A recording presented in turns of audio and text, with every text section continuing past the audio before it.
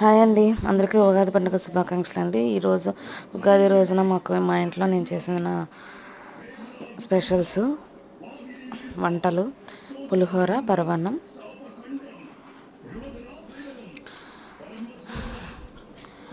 ఉగాది పచ్చడి, పూర్ణాలు, గారెలు,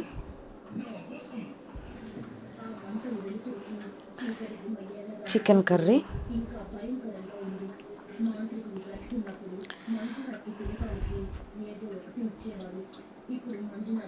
వేడివేడిగా అన్నం. మీ ఇంట్లో ఉగాది పండుగకి ఏం స్పెషల్స్ చేసుకున్నారో కామెంట్ చేయండి.